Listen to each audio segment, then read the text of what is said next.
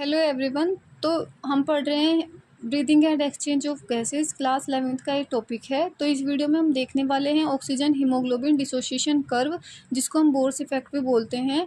जो ये इस कर्व की शेप होती है सिग्मोइड कर्व होती है, यानी कि इसको हम एस शेप बोलते हैं।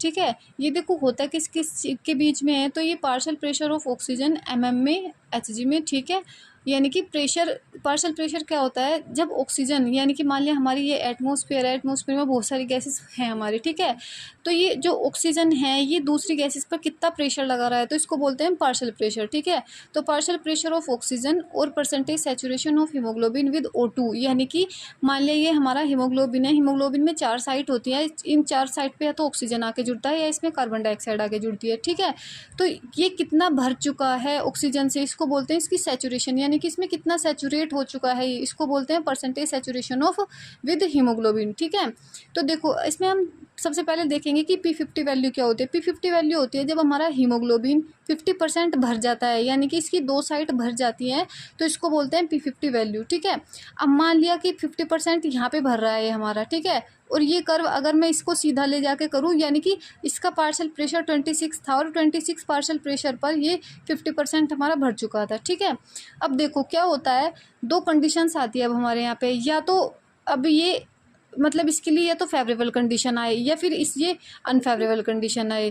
ठीक है, तो फेवरेबल कंडीशन क्या होती है, यानी कि जो कंडीशन हीमोग्लोबिन को जुड़ने के लिए चाहिए इससे ऑक्सीजन से, या तो वो कंडीशन होगी तो यानी कि फेवरेबल है।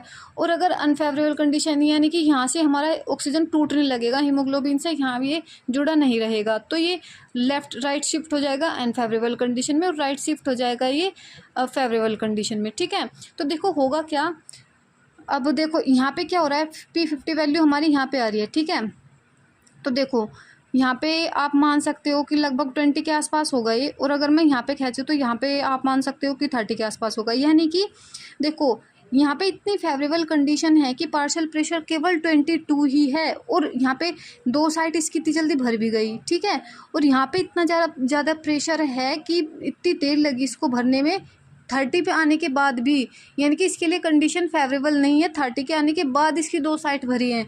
ठीक है, तो इस साइड अनफेवरेबल कंडीशन होती जाती है, जितना इस साइड शिफ्ट होगा इतनी ही इसके लिए अनफेवरेबल कंडीशन आती जाएगी, राइट में अनफेवरेबल कंडीशन आती जाएगी और लेफ्ट में इसके लिए फेवरेबल कंडीशन आती जाएगी। तो ये फेवरेबल कंडीशन और अनफेवरेबल कंडीशन किन किन बातों पर डिपेंड करता है हम वो देखने वाले हैं। ठीक है, तो देखो अगर लेफ्ट शिफ्ट हो रहा है तो इसको बोलते हैं हम हीमोग्लोबिन ऑक्सीजन से एसोसिएशन हो रहा है, यानी कि जुड़ रहा है, उनका पैचअप हो रहा है। ठीक है, जिसको हम हेल्डेन इफेक्ट भी बोलते हैं। यहाँ पे क्या होगा, पार्शियल प्रेशर ऑफ ऑक्सीजन ज़्यादा होगा, जब ऑक्सीजन ज़्यादा होगा पार्शियल प्रेशर यानी कि ज़्यादा होगा उसका, तभी तो वो जुड़ पाएगा हीमोग्लोबिन से जल्दी जल्दी। और partial pressure of carbon dioxide यहाँ पे कम होना चाहिए। ठीक है, और इसमें H+ का कंसनट्रेशन भी कम होना चाहिए। अगर H+ कम है तो हमारा pH ज़्यादा हो जाएगा। ठीक है, इन सभी पे क्वेश्चन पूछे जाते हैं। टेम्परेचर हमारा कम होना चाहिए और P50 वैल्यू भी हमारी कम होनी चाहिए। ठीक है, और ये सभी कंडीशन हमें कहाँ मिलती है, ये नियर द लंग्स हमें मिलती हैं सभी कंडीशन। ठीक है, तो इसके बाद आता है राइट शिफ्ट कब होगा हमारा ग्राफ, तो इसको ये होगा जब हीमोग्लोबिन ऑक्सीजन डिसोसिएशन होगा, यानी कि हीमोग्लोबिन ऑक्सीजन से टूट जाएगा, जिसमें इनका ब्रेकअप हो जाएगा। ठीक है, याद रखने के लिए आप इसको ऐसे याद रख सकते हैं। ठीक है, इसको हम बोलते हैं बोर्स इफेक्ट। इसमें क्या होता है, पार्शियल प्रेशर ऑफ ऑक्सीजन कम हो जाता है। ठीक है, ये कहाँ पे होता है, हमारे टिश्यू में होता है, कोई सी भी सेल ले लो सब में, क्योंकि हमारी जो सेल्स होती हैं वो कार्बन डाइऑक्साइड को रिएक्शंस में बनाती है और ऑक्सीजन को यूज़ करती हैं अपने लिए। ठीक है, तो यहाँ पे क्या होगा, पार्शियल प्रेशर ऑफ ऑक्सीजन तो कम हो जाएगा, कार्बन डाइऑक्साइड का पार्शियल प्रेशर बढ़ जाएगा, H+ की कंसनट्रेशन बढ़ जाएगी। अगर कंसनट्रेशन H+ की बढ़ रही है यानी कि एसिडिक मीडियम हो रहा है और pH घट रहा है हमारा। ठीक है, टेम्परेचर बढ़ जाएगा, इतने के आसपास 43 डिग्री सेल्सियस के आसपास हो जाएगा। P50 वैल्यू भी हमारी बढ़ जाएगी, और नियर टिश्यू यानी कि ये सब हमारी कंडीशंस हमें कहाँ मिलती है, टिश्यू के नियर हमें देखने को मिलती है।